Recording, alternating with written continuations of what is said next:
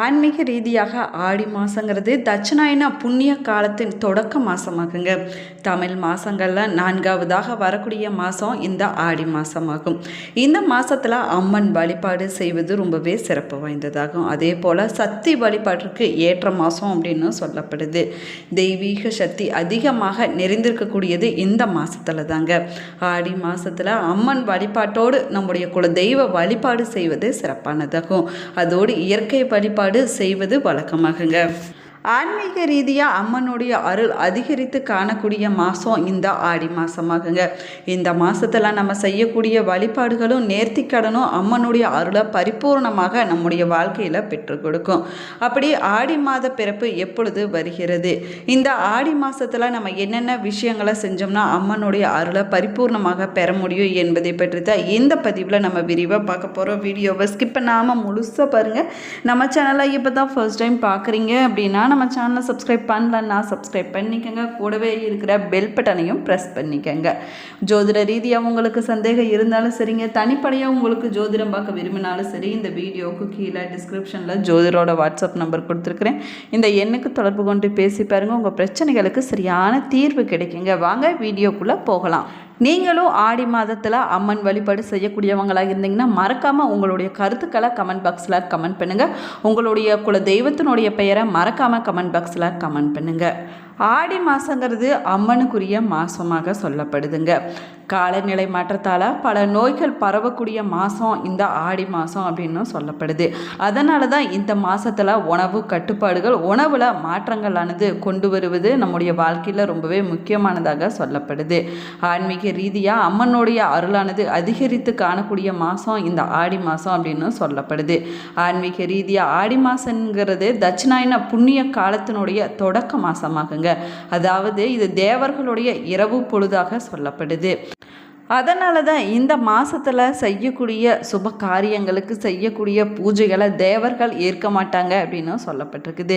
இதனால் நம்ம செய்யக்கூடிய சுப காரியங்களுக்கு இறைவன் அருளானது கிடைக்காது என்பதனால இந்த ஆடி மாதத்தில் எந்த ஒரு சுப காரியம் செய்வதில்லைங்க. ஆடி மாதத்தில் வரக்கூடிய எல்லா நாட்களும் ரொம்பவே முக்கியமானது அப்படின்னு சொன்னாலும் கூட செவ்வாய்க்கிழமை, வெள்ளிக்கிழமை, ஞாயிற்றுக்கிழமை, கிருத்திகை, பூர நட்சத்திரங்கள் ரொம்பவே முக்கியமானதாகுங்க. அது மட்டும் இல்லாமல் ஆடி மாதத்தில் ரொம்பவே முக்கியமான நாளாக சொல்லக்கூடியது ஆடி 18 ஆகும். அமாவாசை மற்றும் பௌர்ணமி நாட்கள் ரொம்பவே முக்கியமான விரத நாட்களாகவும் சொல்லப்படுது. ஆடி மாதத்தில் செவ்வாய்க்கிழமையிலும் வெள்ளிக்கிழமையிலும் பெண்கள் விரதம் இருந்து அம்மனுக்கு விசேஷ பூஜைகள் செய்து வழிபடுவதை வழக்கமாகவே வச்சிருக்கிறாங்க. அதே போல் ஆடி 18 நாளாக ஆடிப்பெருக்கு அப்படின்னு கொண்டாடிட்டு வராங்க. இந்த நாளில் நீர்நிலைகளுக்கு நன்றி செலுத்தக்கூடிய விதமாக இந்த நாளானது கொண்டாடப்படுதுங்க. ஆடி அமாவாசை நாளில் முன்னோர்களை வழிபடுவதற்குரிய நாளாகும். மற்ற எந்த அமாவாசையிலுமே திதி கொடுக்க முடியாதவங்க இந்த ஆடி அமாவாசையில் உங்களுடைய முன்னோர்களுக்கு திதி கொடுப்பது ரொம்பவே சிறப்பானதாகுங்க. அதே போல் ஆடி பௌர்ணமி நாளில் சங்கரகாரன் கோவிலில் ஆடி தபசு சிறப்பாக கொண்டாடப்படுதுங்க. ஆடி கிருத்திகை முருகப்பெருமான் வழிபாட்டிற்குரிய மிக முக்கியமான விரத நாளாகும். அதே போல் ஆடி பூரம் ஆண்டாள் அவதரித்த நாளாக சொல்லப்படுதுங்க.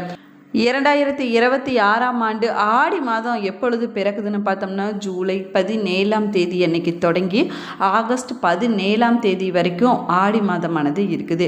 மொத்தம் 32 நாட்கள் கொண்டது இந்த ஆடி மாதமாகுங்க. இதில் ரொம்பவே சிறப்பு வாய்ந்த சொல்லக்கூடியது பார்த்திங்கன்னா வெள்ளிக்கிழமை நாளில் ஆடி மாதம் வருவது, அதாவது ஆடி முதல் நாள் வருவது கூடுதல் விசேஷமானதாக சொல்லப்படுது. ஆடி மாதத்தில் வரக்கூடிய நாக சதுர்த்தி, கருட பஞ்சமி போன்றவை மிக முக்கியமான வழிபாட்டு நாட்களாகவும் சொல்லப்பட்டிருக்குது. அது மட்டும் இல்லாமல் நாகதோஷம், சர்ப தோஷம், ராகுகேது தோஷம் போன்றவற்றால் பாதிக்கப்பட்டவங்க இந்த நாளில் நாகர் சிலைக்கு பாலபிஷேகம் செஞ்சு பூஜைகள் செய்து நாக தோஷ பரிகாரங்கள் செஞ்சு வழிபடுவது சிறப்பான பலன்களை பெற்றுக் கொடுக்கும் அப்படின்னு சொல்லப்படுதுங்க. ஆடி மாதத்தில் அம்மனுடைய அருளை பெற வேணும் அப்படின்னு நினைக்கக்கூடியவங்க இந்த மாதத்தில் வரக்கூடிய செவ்வாய்க்கிழமை நாள் மற்றும் வெள்ளிக்கிழமை நாளில் அம்மனுக்கு விரதம் இருந்து பக்கத்தில் இருக்கக்கூடிய அம்மன் கோவிலுக்கு சென்று அங்கே வரக்கூடிய சுமங்கலி பெண்களுக்கு உங்களால் முடிஞ்சதை மஞ்சள், குங்குமம், வளையல், தாலிச்சரடு போன்றவற்றை தானமாக கொடுக்கலாங்க. அதே போல் உங்களால் முடிஞ்சிச்சுன்னா அன்றைய நாளில் அம்மனுக்கு கூழ் படைத்து வழிபடலாங்க. அதை மற்றவங்களுக்கு பிரசாதமாக கொடுப்பது ரொம்பவே சிறப்பானதாகும். செவ்வாய்க்கிழமை நாளிலையும் வெள்ளிக்கிழமை நாளிலையும் அதிகாலையில் இருந்து துர்க்கை அம்மன் இல்லைன்னா மாரியம்மனை நினைத்து உங்கள் வீட்டில் நீங்கள் விளக்கேற்றி வழிபடுவது சிறப்பானதாகும். இந்த மாதத்தில் ஏதாவது ஒரு நாள் உங்களுடைய வீட்டிலையோ இல்லைன்னா கோவிலுக்கோ சென்று விளக்கு பூஜை செஞ்சு நீங்கள் வழிபட்டுட்டு வருவது ரொம்ப ரொம்ப விசேஷமானதாக சொல்லப்படுதுங்க. இது எதுவுமே செய்ய முடியாதவங்க அம்மனை மனதார வேண்டிக் கொண்டு லலிதா சகஸ்ரநாமம், அபிராமி அந்தாதி, காமாட்சி விருத்தகம், ராஜராஜேஸ்வரி அஷ்டகம் போன்ற பாடல்களை பாடி கூட அம்மனை நீங்கள் வழிபடலாங்க. இப்படி வழிபட்டாலும் அம்மனுடைய அருளானது பரிபூர்ணமாக உங்களுடைய வாழ்க்கையில் கிடைக்குங்க. ஆடி மாதங்கிறது தமிழ் மாதத்தில் 4வதாக வரக்கூடிய மாதமாகுங்க. இந்த மாதம் பார்த்திங்கன்னா அம்மனுடைய அருளானது பரிபூர்ணமாக நிறைந்திருக்கக்கூடிய மாதமாகும். அது மட்டும் இல்லாமல் தெய்வீக ஆற்றலானது அதிகமாக நிறைந்திருக்கக்கூடிய மாதம் அப்படின்னு பக்தர்களால் சொல்லப்படுதுங்க. ஆடி மாதத்தில் வரக்கூடிய ஒவ்வொரு வெள்ளிக்கிழமையும் ரொம்பவே விசேஷமானதாகும். ஆடி பிறப்பு நாளில் செய்யக்கூடிய முக்கியமான வழிபாடில் ஒன்று தாங்க தேங்காய் சுடுவதாகும். இதில் இனிப்பு கலந்த தேங்காயை தீயில சுட்டு அதற்கு பின்னாடி கடவுளுக்கு படைத்து பிரசாதமாக நம்ம சாப்பிட வேணும். இது நம்முடைய குடும்பத்திற்கு ரொம்பவே நல்லதாகவும் அதிர்ஷ்டத்தையும் செழிப்பையும் தரக்கூடியதாகவும் சொல்லப்படுதுங்க. ஆடி மாதத்தில் வரக்கூடிய எல்லா நாட்களுமே ரொம்பவே சிறப்பு வாய்ந்த நாட்களாகவும் வழிபாட்டுக்குரிய நாட்களாகுங்க.